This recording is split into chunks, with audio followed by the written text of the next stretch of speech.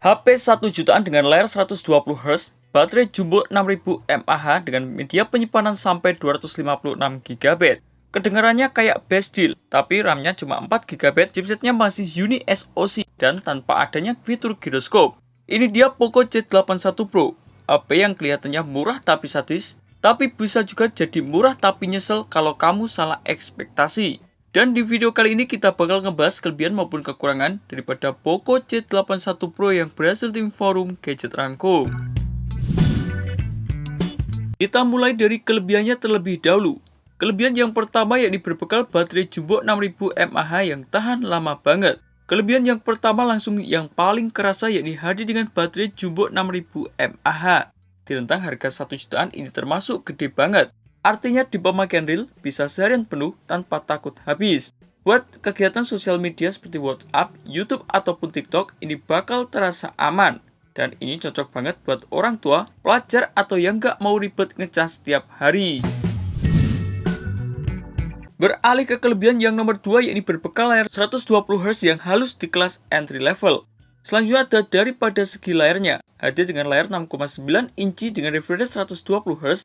Ini jarang banget di rentang harga segini. Efeknya scrollingnya lebih smooth, animasi terasa lebih enak, pengalaman lebih premium walaupun murah. Walaupun resolusinya masih HD+, tapi jujur di pemakaian biasa ini sudah terasa bagus.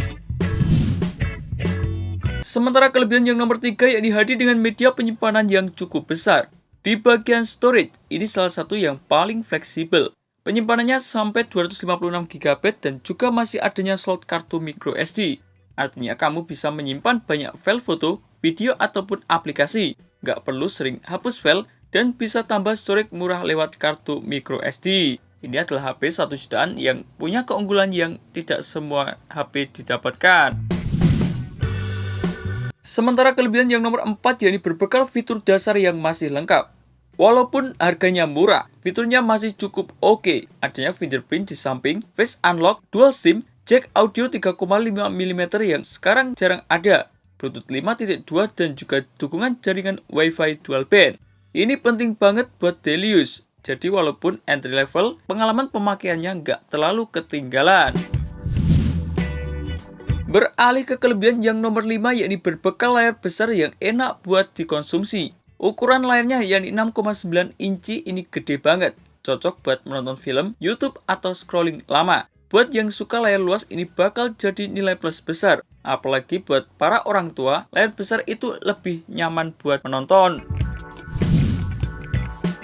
Sementara untuk kelebihan yang terakhir yakni harganya super murah. Harga daripada Poco C81 Pro yakni cukup murah. Dibanderol mulai dari harga sekitar 1 jutaan, dapat baterai besar, layar 120Hz dengan penyimpanan yang cukup lega. Secara angka ini adalah kelihatan value tinggi, dan buat budget terbatas ini jadi salah satu opsi yang cukup menarik. Sekarang kita masuk ke bagian penting yang sering bikin orang nyesel kalau nggak diperhatikan. Kekurangan yang pertama yakni RAM-nya hanya 4 GB. RAM 4 GB mulai kerasa kurang. Ini yang paling krusial, RAM-nya cuma 4 GB. Di pemakaian sekarang masih bisa, tapi buat multitasking cukup terbatas, aplikasinya sering reload dan juga kurang nyaman buat jangka panjang. Apalagi kalau buka banyak aplikasi atau sering pindah-pindah, ini bakal kerasa banget bedanya. Untuk kekurangan yang nomor 2 yakni performanya cukup terbatas.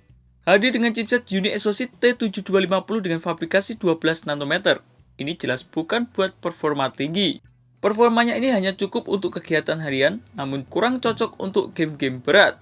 Ditambah tanpa adanya dukungan giroskop hardware, artinya beberapa game nggak optimal. Jadi kalau kamu gamer sejati ini bukan pilihan yang tepat. Dan untuk kekurangan yang terakhir yakni banyak hal masih basic. Ini realita HP kelas entry level. Kameranya 13 megapiksel biasa banget. Selfie-nya 8 megapiksel cukup standar, speakernya masih mono, chargingnya cuma 15 watt, dan build yang dibawanya masih plastik. Dan yang paling penting update OS-nya masih belum jelas. Artinya ini bukan HP buat jangka panjang, lebih cocok dipakai seperlunya saja. Jadi kesimpulannya, Poco C81 Pro ini adalah HP yang jujur, dia nggak pura-pura jadi kencang, nggak pura-pura jadi premium. Tapi fokus ke baterai, layar halus, dan juga media penyimpanan lega. dibanderol dengan harga yang relatif murah. Ini cocok banget buat kalian pemakaian ringan, orang tua, pelajar, atau HP kedua. Tapi bukan buat para gamer, multitasking berat, dan juga penggunaan jangka panjang.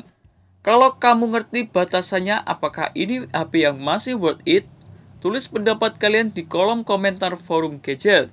Terima kasih telah menonton video ini. Jangan lupa like, komen, dan share agar channel ini bisa terus berkembang.